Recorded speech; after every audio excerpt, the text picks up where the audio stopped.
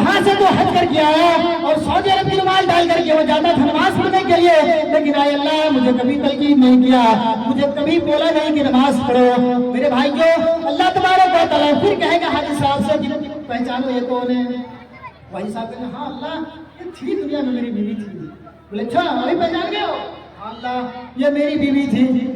پھر اللہ رب العالمین کہے گا یہ بندی شکایت کر رہی ہے یہ تیری بیوی نہیں ہے، اور تو تو حج کیا، نمازیں پڑھا، روزے رکھا، زکات دیا، تو تو سارے کچھ کر کے آئے ہو، لیکن تمہاری بیوی کو تم نے کبھی تلقین کیوں نہیں کی؟ میرے بھائیو، تو حاجی صاحب بند ہو جائیں گے ان کی زبانیں اور بولنے سے قاصر آئیں گے۔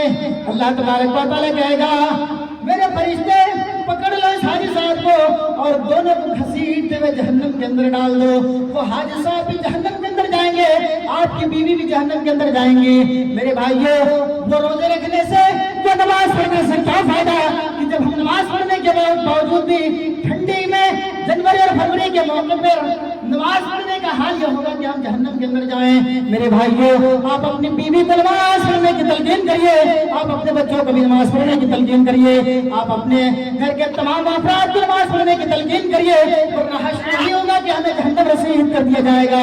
پھر ایک نمازی صاحب کو لایا جائے گا، نمازی صاحب بھی جنت کے اندر جا رہے ہوں گے، ان کا بیٹا دوڑتا ہوا آئے گا، ان کی بیٹی بھی دوڑتی ہوئے آئے گی۔ اے اللہ یہ تیرا کیسا انصاف ہے، یہ تیرا کیسا ججمنٹ، تیرا کیسا فیصلہ کہ میرا باپ جنت کے اندر جا رہا ہے میں جہنم کے اندر جا رہی ہوں، میرا باپ جنت کے اندر جا رہا ہے میں جہنم کے اندر جا رہا ہوں۔ اے اللہ یہ دنیا میں میرا باپ تھا، انہوں نے نمازیں پڑھی ہیں، روزے رکھے ہیں، تمام اسلامی کام کیے، اے اللہ یہ تیرا کیسا انصاف کہ میں اس کا بچہ جہنم کے اندر جا رہا ہوں اور یہ میرا باپ جنت کے اندر جا رہا ہے۔ پھر اللہ رب العالمین سے بلائے گا اور پھر اس حساب کتاب لے کر کے ان سارے لوگوں کو جہنم کے اندر ڈال دے گا۔ میرے بھائیو، اس جہنم کی ہول آگ سے بچیے، اس جہنم کی آگ سے بچیے۔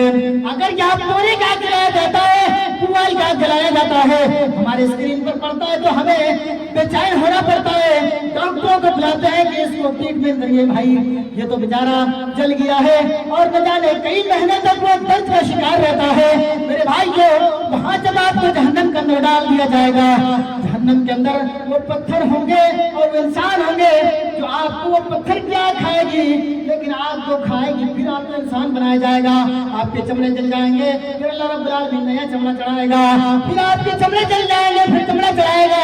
میرے بھائیو، یہ تمام چیزوں سے ہمیں آپ کو بچنا ہے۔ ہم مسلمان ہیں تو ہمیں جنت کا حقدار ہونا چاہیے، مسلمان ہے تو ہماری کوشش اور ہماری پریشرم اور ہماری محنت یہ ہونی چاہیے کہ ہم جنت کے اندر جائے اور وہ کام کریں جو جنت کے اندر ہمیں لے کر جائے۔ میرے بھائیو، قرآن جیسی عظمت کتابیں اور بڑی عظمت والی کتابیں ہمارے آپ کے پاس ہے، اور اتنی عظمت والی کتابیں ہمیں آپ کو ملنے کے باوجود بھی قرآن کی تعلیم اور قرآن کا عام نہیں کر رہے ہیں۔ اللہ کے رسول صلی اللہ علیہ وسلم نے فرمایا اقرؤوا القرآن فإنه يأتي يوم القيامة شفيعا لأصحابه۔ ایک بچہ کسی کا گم ہو گیا ہے جو عبداللہ کے گھر میں ہے، عبد الرحمان کے گھر میں ہے، بہت رو رہا ہے، جس کا بچہ ہو بھائی لے جا کے لے لے۔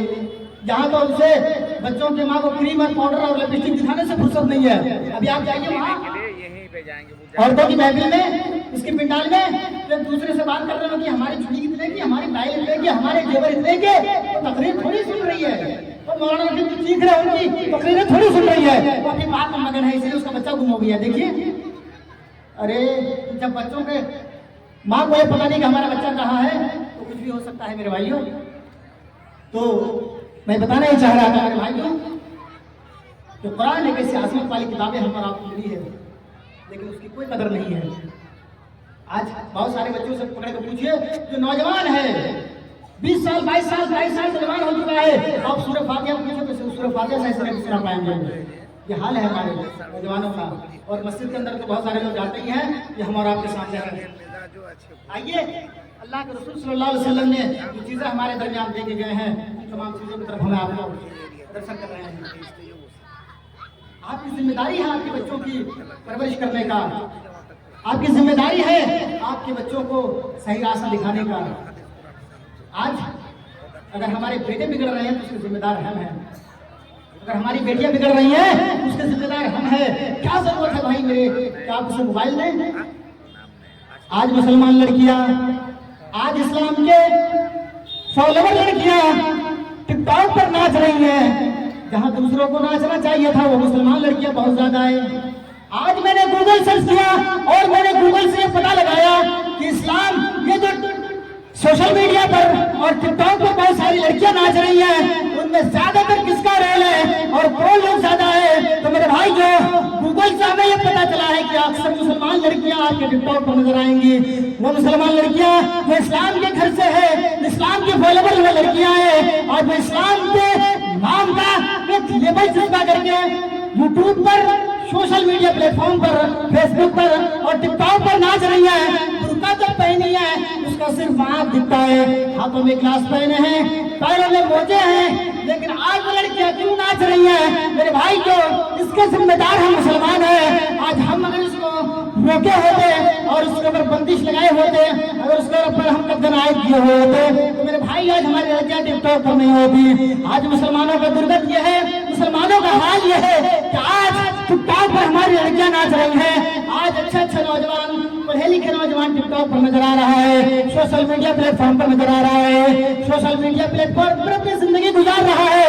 मेरे भाई जो कब्र के अंदर जब फरिश्तों को उठाएगा, जब जान डालेगा, तो मेरे भाई जो मैंने एक तखमीना लगाया, अपनी दिमागी कसौटी पर सोचा, ये नौजवान जब मरेंगे और इसको कब्र के अंदर रख दिया जाएगा, तो शायद फरिश्ते जैसे उसके ऊपर जान डालेगा, रूह डालने के बाद जब उसको उठाएगा तो सबसे पहले नेटवर्क खोजेगा, मोबाइल से हाथ में लेकर के नेटवर्क खोजेगा, लेकिन मोबाइल हाथ में नहीं होगा और नेटवर्क का कोई पता ही नहीं होगा।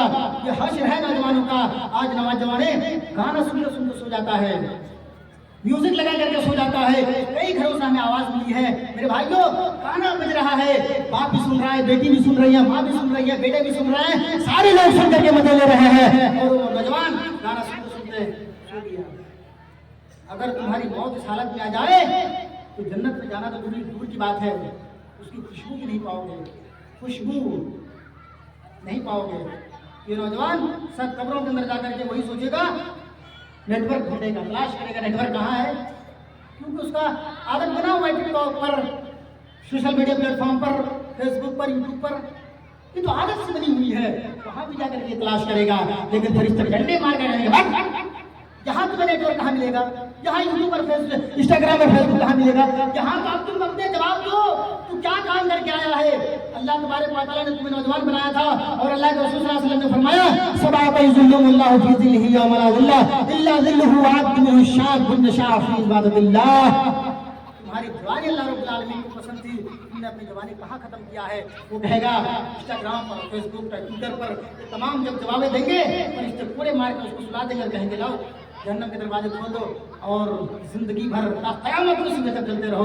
उसके बाद फिर क्या हासिल होगा अल्लाह तबारक व तआला ही बेहतर जानता है। मेरे भाइयों आइए हम सब मिलकर दुआ कर ले, बारिला से मौला करीम हमें वो ईमान नसीब फरमा जो सहाबा इकराम का था। इलाही आलमीन हमें वो ईमान दे जो तेरे सहाबा इकराम का था कि अगर एक आयत सुनते थे उसे बहुत जल्दी जल्दी याद करने की कोशिश क्या करते थे, इस्लाम को बढ़ाने की कोशिश क्या करते थे। अगर इस्लाम का एक पिलर, एक हिस्सा अगर किसी के पास आया, एक नुक्ता किसी के पास आया तो दूसरे तक पहुंचाने की उसकी जिम्मेदारी थी और वो छोड़ कर जाते थे। घर बार सारी चीजों को छोड़ करके वो इस्लाम के पीछे पड़े रहते थे और इस्लाम को फैलाते थे।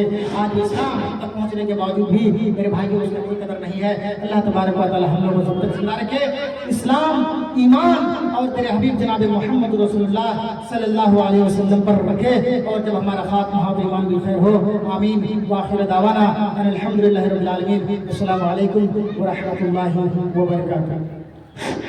माशाअल्लाह, अल्हम्दुलिल्लाह।